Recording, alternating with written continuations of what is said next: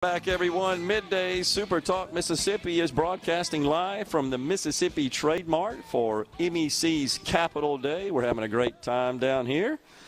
Beautiful facility right here at the Mississippi Fairgrounds. We've got the Lieutenant Governor of the state of Mississippi, Delbert Hosemann, joining us now in the Element Wealth Studios. Lieutenant Governor, thanks for coming on. Oh, it's good to see you, Gerard. I miss getting to see you more often. Yes, sir. Same here, and appreciate. I've talked about it quite a bit on the program. Our relationship goes back about 40 years. Back when it was just the two of you, I think. When Exactly. you and one other person, Norman, I think, started the whole thing. So yes, you've done sir. very well and done exceptionally well, and we appreciate you taking the time. I know you could do a lot of other things, but it's real important. Your help, dictates some of the public discourse that needs to go on in Mississippi, so it's very welcome. And you're also writing for other news organizations and whatnot, so Appreciate you're moving that. on up, man. Don't leave us. Stay here. Yes, sir. I appreciate that, Governor. But how about this facility? This is fantastic, isn't it? Cindy Hyde-Smith was up and beat up the current governor, Tate Reeves, when he was a lieutenant governor, and just would not leave him alone. She was a senator in there, and it is fantastic. It's beautiful. It is beautiful. Great food down here. Lots of exhibition space, wide corridors, just really a compliment. And last year, I was really concerned about expansion down here, so we authored a bill, and we are buying the 3 hotels across the street, Dennery's and those other 2 hotels, and we're going to expand the fairgrounds over there. And we've been talking to some of the architects about how that would lay out. So we're actually looking at expanding this our fairgrounds area again. And that was done through the Department of Finance Administration. They've acquired 2 of the properties already, and the 3rd one's in negotiations. So those will hopefully quickly be torn down, and we'll start planning for how we're going to look here in Jackson. I didn't know that. Has that been announced? I mean, is that Well, I did it last year. I thought it was real important. I met with DFA and met with the people down here and told them that I thought we had, the fairgrounds is a tremendous asset. Sure. I mean, I came down, brought the grandkids down from Dixie National and whatnot. It's a tremendous asset, you are. And I had been looking at it for a year or 2, and these hotels across the street were not, I guess the best word would be kind of sketchy to me, but whatever. They weren't being developed up, and they weren't, something that you'd really want to expand or anything. So as I looked at it, I came up, and we got with the Department of Finance Administration. I think we appropriated about $4 or $5 million to go buy those properties, tear them down, and then have this area expand out to that. And as part of that, we've also gave money to the Department of Agriculture to get an architect to lay out how the new fairgrounds will look. Now, these buildings, other than we've got one historical building, the old Armory, and then we've got the Kirk Fordyce one down here. So I think you'll see the Senate taking the lead here in expanding the fairgrounds, and not only for basketball and, of course, coming to the big house for everybody and whatnot, these trade marts right here, but also all the agricultural matters. I'm glad to hear that, because not only would that benefit the fairgrounds, the people of the state of Mississippi, but we're getting rid of an eyesore, too. It is, and there's been some criminal issues there in the past, and so I'm not going to get into all of that, but that motivated us a year ago to appropriate the money, and we've acquired 2 of them. We're I guess we'll eminent domain the 3rd one if we don't reach an agreement.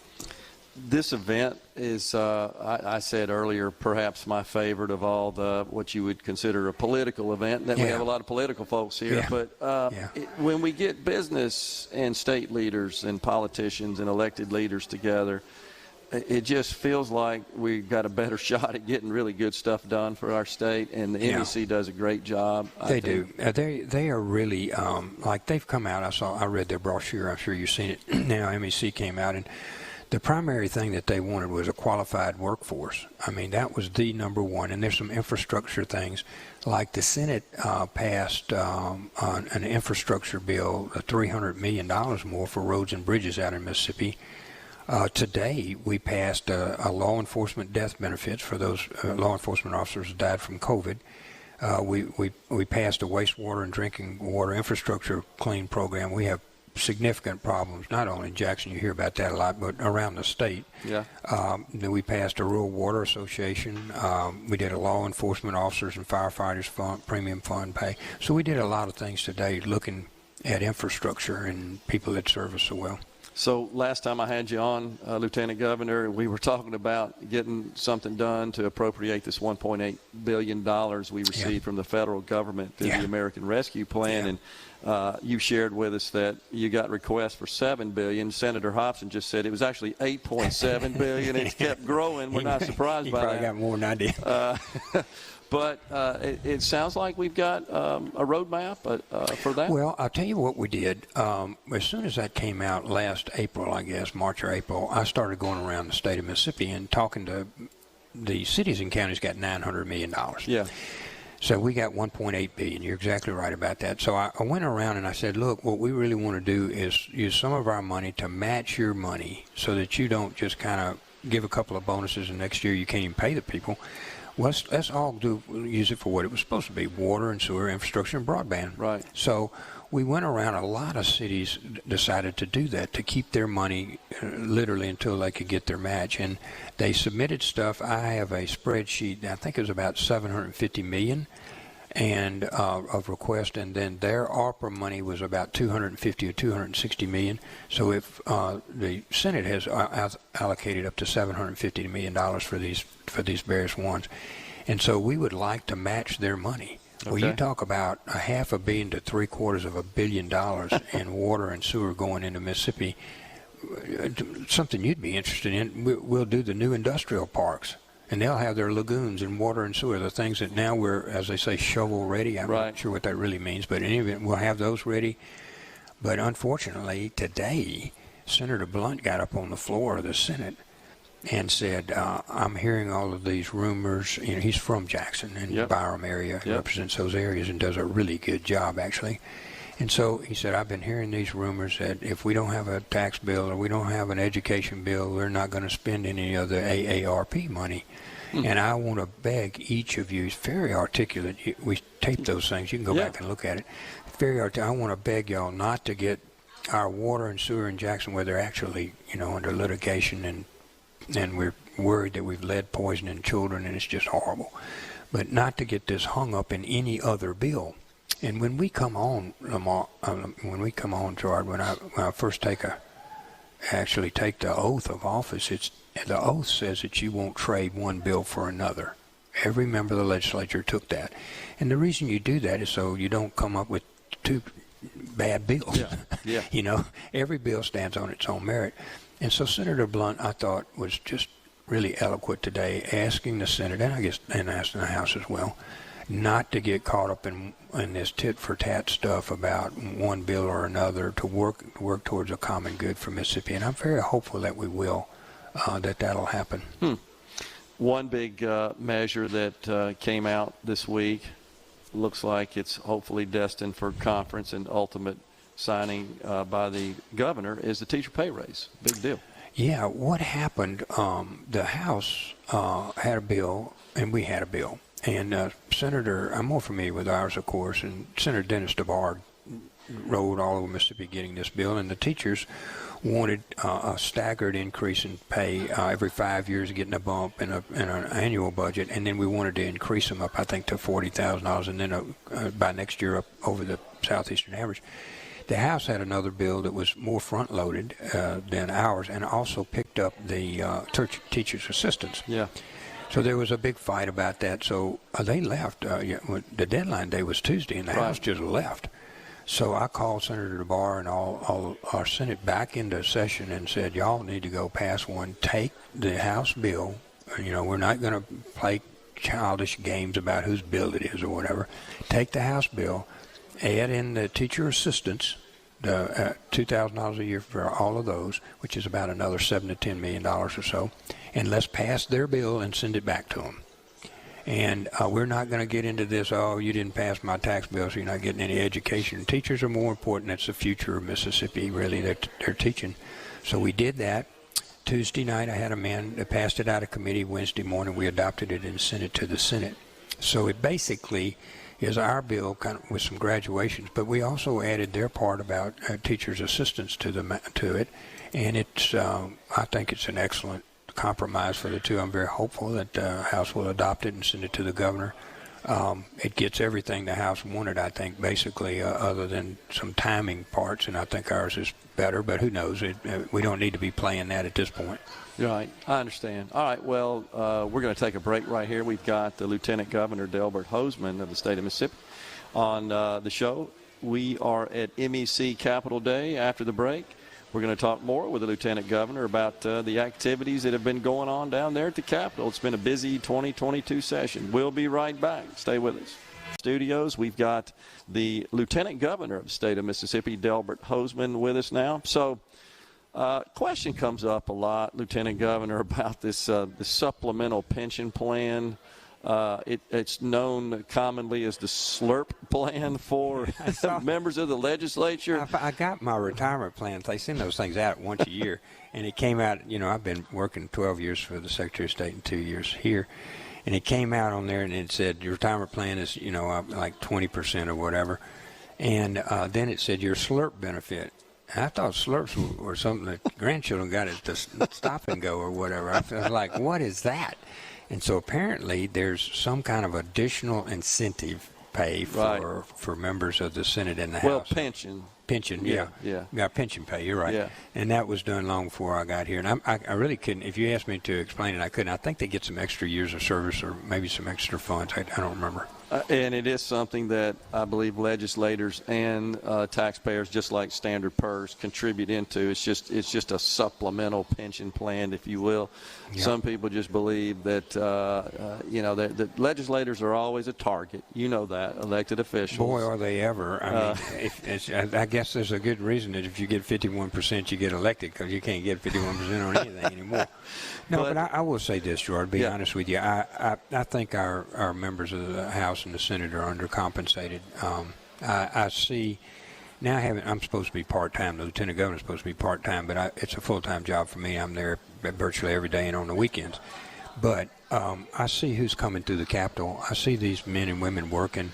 I know what they do when they go home. Their hours, this is not like a 3-month job. It's more like a 10 or 11-month job. And they're never really on break. I mean, if they go to the grocery store, somebody's going to want to know about a teacher pay raise or whatever. So they're constantly in the public eye. And another thing, and you know this from your business background, these people are running about a $15 billion budget. And, for $30,000 or whatever it is, or $40,000 or whatever it is, their base pay is. I think one's 20 and one's 30. It's 23.5 actually, except it's what I know. It's a little bit more in the. But we get some money. If you get so many days during the month. 13.5 plus $10,000 base pay, $1,500 a month for all the months you're not in session. That's 9, except in the first year. That'd be 10 more. Right. Yeah. So anyway, I will tell you, they're not overcompensated.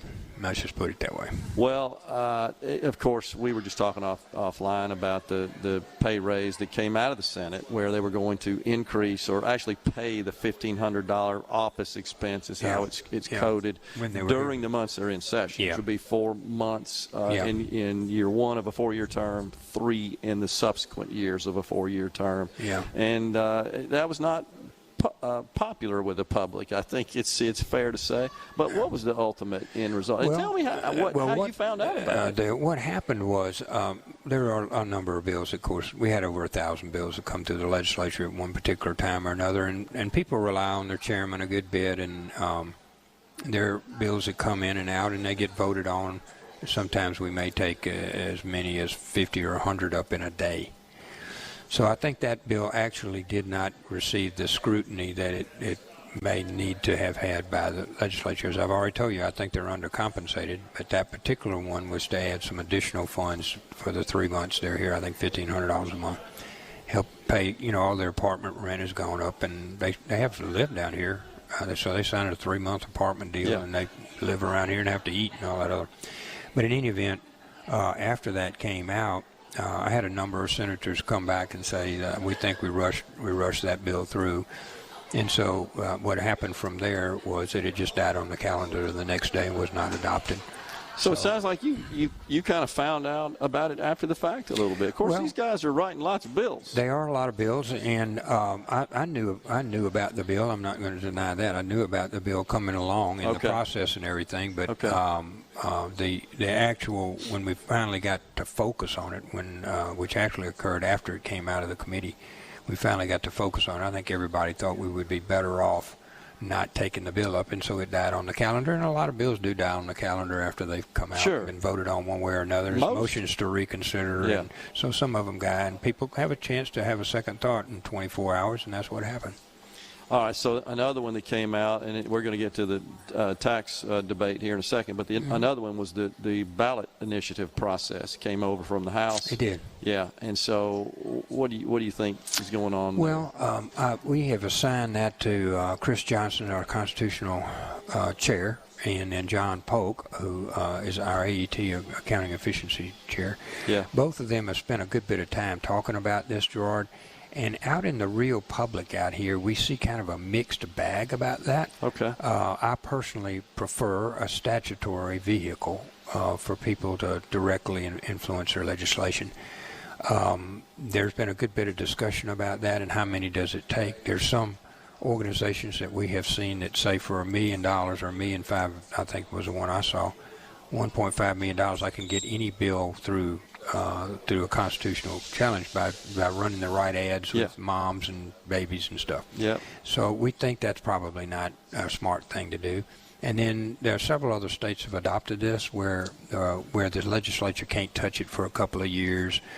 Some of them are more general, like we need a Medicaid bill or we need a teacher pay raise or whatever, and then the legislature actually does the work of putting one together. Yep. Those are still being resolved as we speak among our senators on our side. So some of the features. Yeah, some of the features. I thought the House did a pretty good job. Yeah, I did. Okay. I do, and I thought the House did a pretty good job. I think it probably needs some work, just like our bills need work down there. They need some work, but I'm hopeful that we'll get to the bottom. If we don't, because everything's gotten so hung up on taxes and medical marijuana, quite frankly, Gerard, it just consumed everything. Doubt. And so we were not able to address a lot of things that need a little bit more deeper thought. If it doesn't come out this year, it'll come out next year. And, of course, this would be a concurrent resolution because we're amending the Constitution, meaning it's got to go on the ballot. It'll have to go on the ballot. And this year's ballot is our congressional ballot. Right. And that historically is not as large. It's not as many people vote. Yeah, when we go next year, when we have the governor on there and everybody else on there, we'll have a much – and that's fair. We'd have a much bigger turnout, and when people would make – I think more people to make the decision is better. All right. Well, the issue, appreciate that. The issue that seems like it's rapidly becoming is a big as one as medical marijuana is this debate over income taxes and the tax structure in the state. We got a House bill, Senate bill. They're quite a bit different. They both do reduce income taxes, grocery taxes. The House bill raises the sales tax by 1.5%, and then we got some relief on car tax. There's apparently concerns on the Senate side that the House bill goes too far, possibly puts us in a situation where we don't have the revenue we need to run the state. What are your thoughts right now? Well, that's probably the best summary I've heard of it. I think you're dead right. The Senate side did several things. First of all, we want to give a check back to everybody. That's never been done in Mississippi history, so we were giving back $130 million. We thought that was important. And then we reduced the grocery tax. That was the same. The House did theirs. The Senate was faster on that. We reduced ours immediately, like 2%. Yeah. Theirs was more structured down. Then they eliminated the income tax over some period based on a very complicated trigger formula that I don't think anybody, maybe one or two people in the House understand, and I would say probably none in the Senate. But basically it would be reduced over some period from, depending on who you talk to, 7 years, 12 years. Yeah. Some of our projections were like 20, 38, 17% of the people would still be paying taxes. But basically what they did was say everybody over under $40,000 wouldn't pay any tax. So it is helpful at that level. So we have gone into that discussion.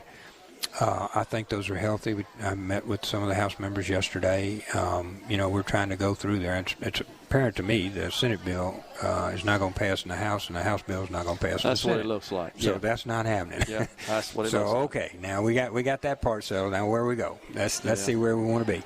And there's some things I think you were right about. The increase in taxes was problematic for some of the senators. I think that's accurate. The sales tax, 1.5%. Yeah, they've stated that. Yeah, we've not been happy about that part.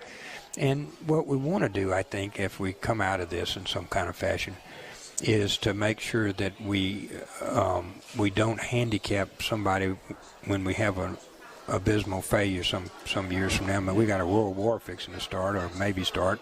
There's a lot of things that happened after Katrina. We took a 4% decrease 2 years in a row.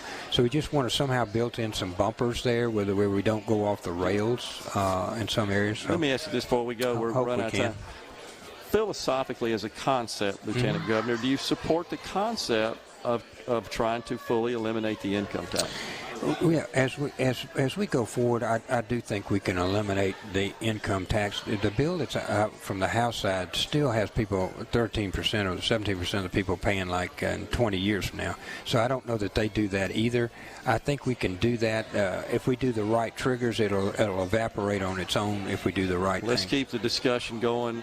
I'm willing to do anything I can to help. I don't know if there's anything, but knowledge I appreciate it. Knowledge is king, man. You got knowledge. Appreciate it. Lieutenant Governor Delbert Hosemann has been our guest on Middays. We're at the Mississippi Trade Mart for MEC Capital.